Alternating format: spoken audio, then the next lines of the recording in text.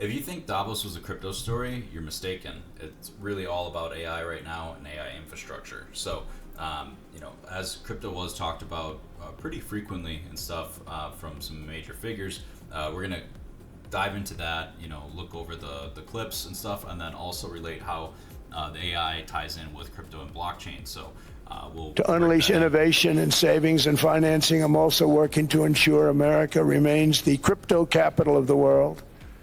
And to that end, last year I signed the landmark Genius Act into law. Now Congress is working very hard on crypto market structure legislation, Bitcoin, all of them, which I hope to sign very soon, unlocking new pathways for Americans to reach financial freedom.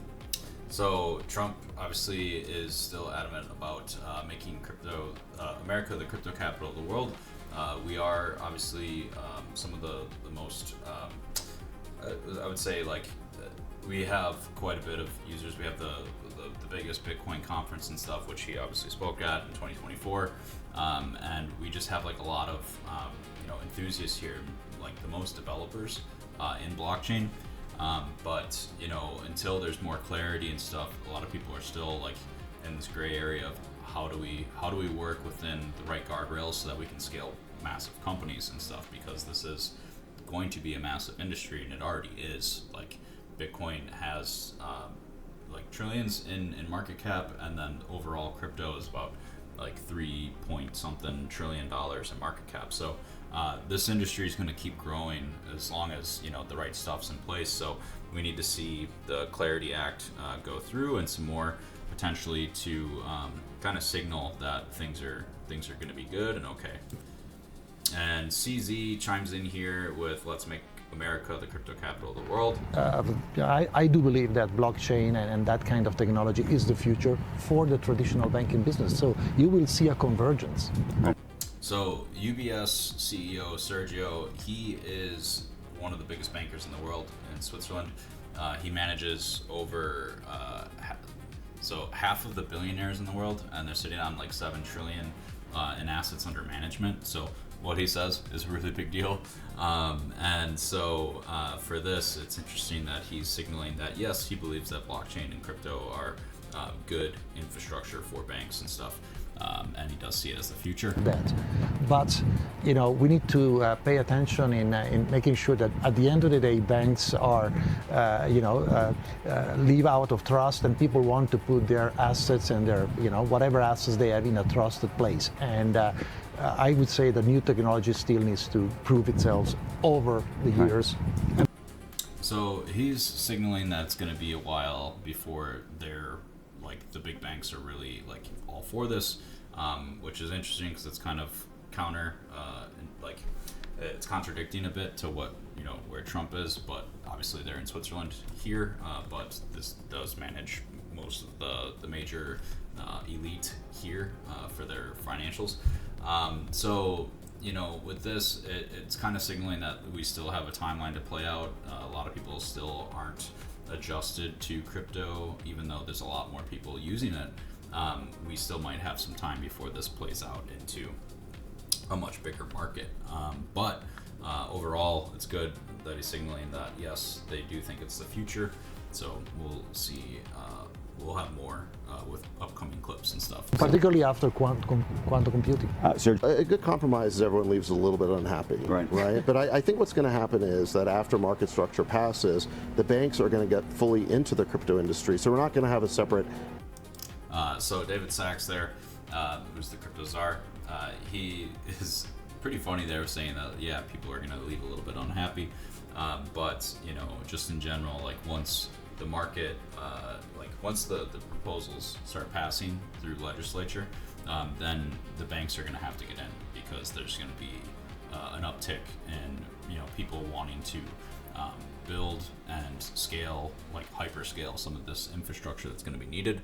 And we're going to talk a lot more about AI infrastructure here, because there's a lot more to digest, and how this relates into crypto. And as many of you know, I build on Internet Computer, so this is going to tie into that quite a bit. So so the first clip is going to be what is AI with the question Jensen is, what is Huang. AI?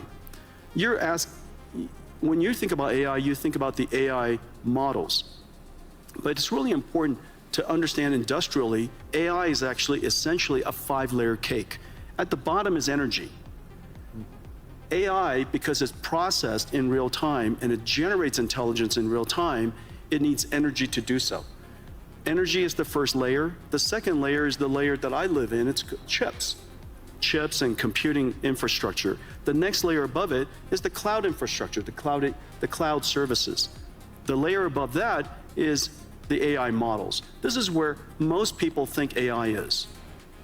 But don't forget that in order for those models to happen, you have to have all of the layers underneath it. But the most important layer, and this is the layer that's happening right now, the reason why last year was an incredible year, frankly, for AI, is that the AI models made so much progress that the layer above it, which is ultimately the layer that we all need to succeed, the application layer above that. And so this application layer could be in financial services, it could be in healthcare, it could be in manufacturing. This layer on top ultimately is where economic benefit will happen. But so yeah, as you know, as you mentioned, the 5-layer cake goes energy, chips, cloud, models, then applications. So obviously we've seen massive shifts with AI infrastructure. If you've been following the stock market, NVIDIA has been just an absolute juggernaut, and then they had that time period where they were basically shuffling money around between OpenAI, Oracle, and NVIDIA, and like many other people ended up getting a slice of the cake as well. So you know what's interesting is like you have OpenAI or ChatGPT and Anthropic that are leading the space for models. Then you have your cloud infrastructure, which is below that. So between NVIDIA and then you have cloud, and then you have the models and stuff that they're operating on. There's a lot to scale there, and they're going to talk about that here shortly. But you know, just in general, like the way that this industry is like mapping out, like a lot of this infrastructure is going to have to rapidly grow, like hyperscaling like crazy. And they go into the financials here very shortly. The important thing though, because this computing platform requires all of the layers underneath it, it has started, and everybody's seeing it right now, it has started the largest infrastructure build out in human history. We're now a few $100 billion into it. That's it. That's it, yeah, just a few $100 billion. So, you know, this is obviously signaling that there's going to be maybe tens of trillions that go into this infrastructure build. And, you know, for me, I'm based in Wisconsin, so we have the big data centers coming in right now. And, you know, there's tension and stuff with that. And I don't expect that to really resolve easily with a lot of people, because it's going to inflate like costs and stuff for energy and all that. But it's a massive movement that they're basically proposing here, or not proposing because it's already in motion. They've already spent hundreds of billions of dollars, and they're trying to get the trillions. So, you know, at this point, they're convincing more people that, you know, there needs to be a lot more money and people allocating big budget spend to this infrastructure bill. We're a few $100 billion into it. Larry and I, we get the opportunity to work on many projects together. There are trillions of dollars of infrastructure that needs to be built out, and it's sensible. It's sensible because all of these contexts have to be processed so that the AI, so that the models can generate the intelligence necessary to power the applications that ultimately sit on top. Yeah, so again, he's talking about the applications there after it scales, so that the consumers can use all these applications and become more productive with however they're using AI.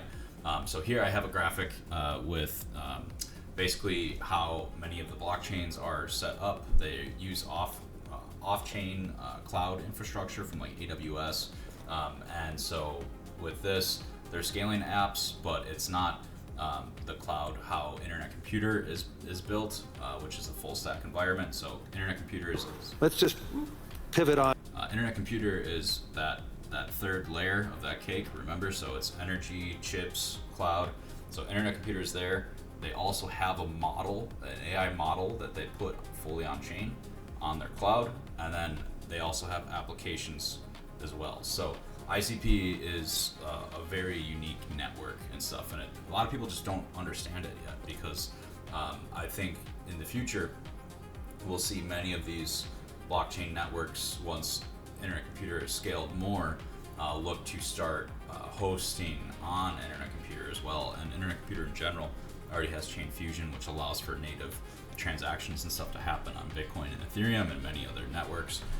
So it'll be interesting to see how that plays out. But here's another really good clip, and this is about scaling for AI infrastructure for countries. To the emerging world for a second, in the developing world, how do you see that play out? Well, first of all, AI is infrastructure, and there's not one country in the world, I can't imagine, that you need to have AI as part of your infrastructure, because every country has its electricity, you have your roads, you should have AI as part of your infrastructure. Of course, you could always import AI, but AI is not so incredibly hard to train these days, and because there are so many open models, these open models with your local expertise, you should be able to create models that are helpful to your own country.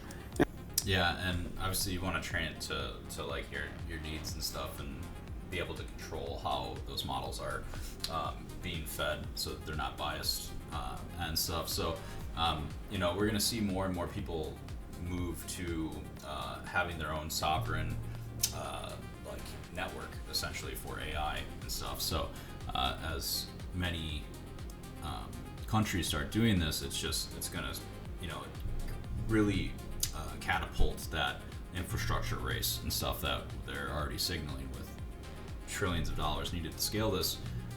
They're going to need countries to get involved much more.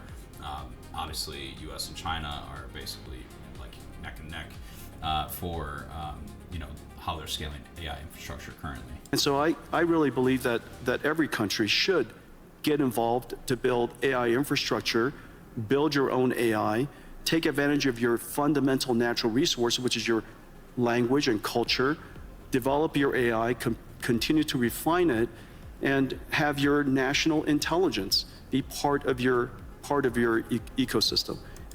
Yeah, and you know, the reason that there's this big shift for this too is because there's frustrations and stuff with how certain data is being held, that, like, you know, a lot of it is sensitive and stuff, and we're going to get into that a lot more. So with like medical and stuff, you know, most of these countries don't want big tech to know what's going on with their patients and stuff, which they're getting on the back end, and there's hacks and stuff that are like obviously happening from the big hacker houses and stuff.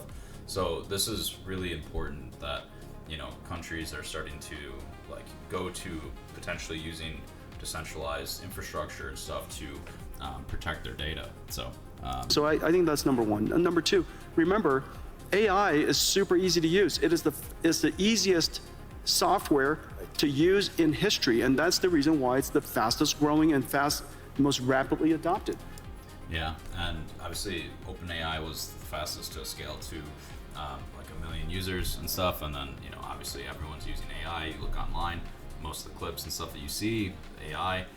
So, you know, it's becoming one of those things that people are using to leverage to make a lot of different, you know, I guess like traction online, or even, you know, like just side hustles and stuff like that. So we're going to see more and more of that pick up, especially because, like, if you're not using AI in this day and age, with how fast it's advancing, you're going to get left behind. So you might as well start learning how to use it.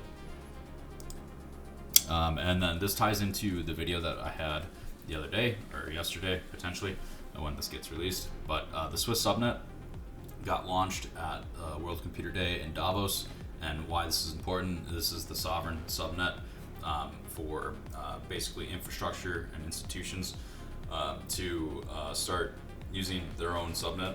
Excuse me. And for this, this allows for like governments to start getting involved. They're going to develop and compile and deploy and build for AI native applications on their own sovereign network. So this protects their data, as I was mentioning earlier with the medical and like government stuff. A lot of that data is sensitive. You don't want it getting out to big tech and, you know, massive hack and stuff.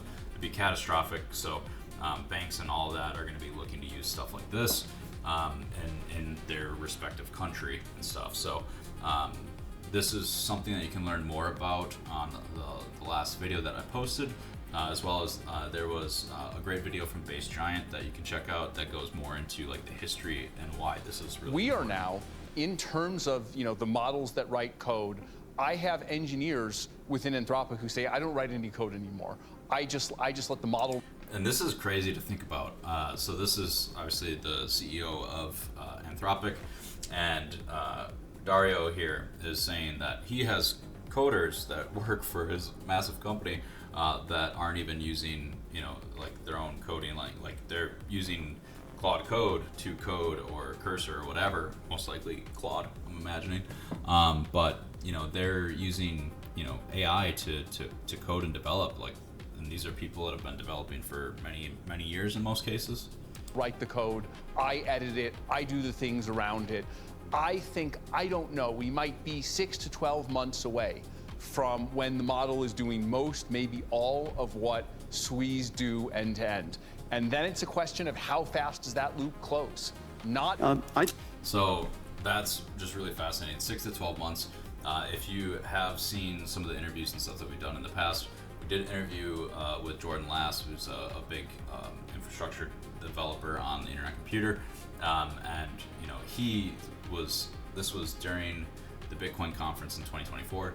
He didn't think that AI would be able to replace him, and now we have the CEO of Anthropic in 2026 literally stating that it could be 6 to 12 months before all these developers are pretty much just using AI to code for themselves, but then go in and tweak little bits of it. And so it's gonna get into more of that, now, and this is where we're leading into, if you can sense where this is going, but with all the coding apps and stuff, this is just getting really fascinating. So I'm gonna play this clip because Jensen goes into it as well. I think, first of all, Claude is incredible.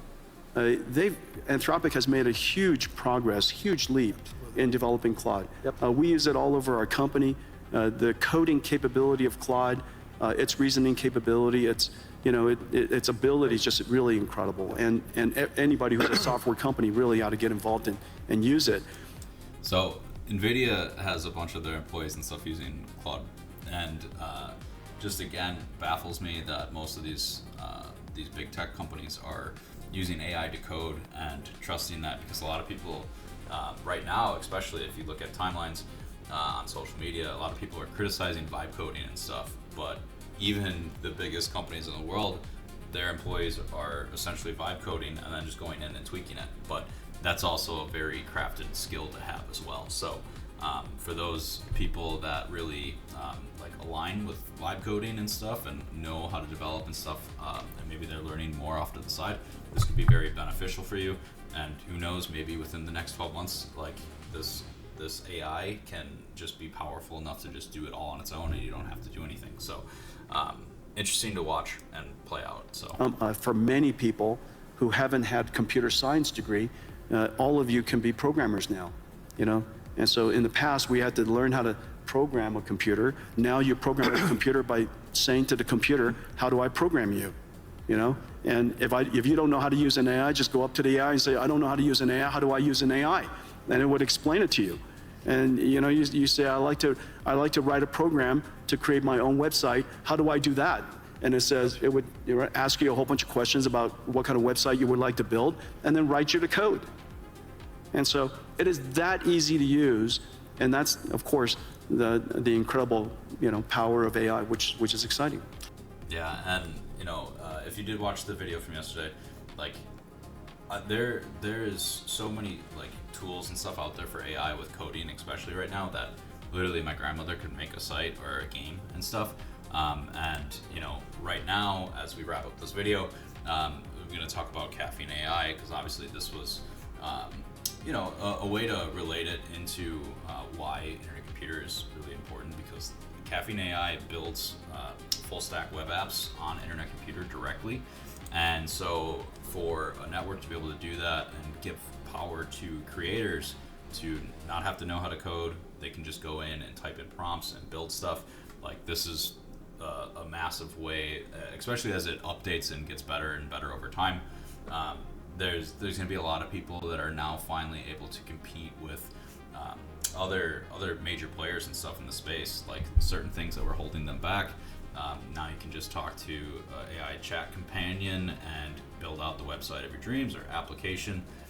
So we're gonna have more content that's based around this, and so check for the caffeine playlist and on our channel, and I'll probably have a video out soon. But I did release the What is Caffeine AI video, and that's just a really short explainer. Basically covers what Jensen said, so I'll save it the time there. And then if you want specific things built with caffeine or ideas and stuff, or prompts and stuff, I'll have some video content for that. So, but I'm gonna wrap up this video. I appreciate for everyone that made it to the end. Please like and subscribe, and drop a comment below.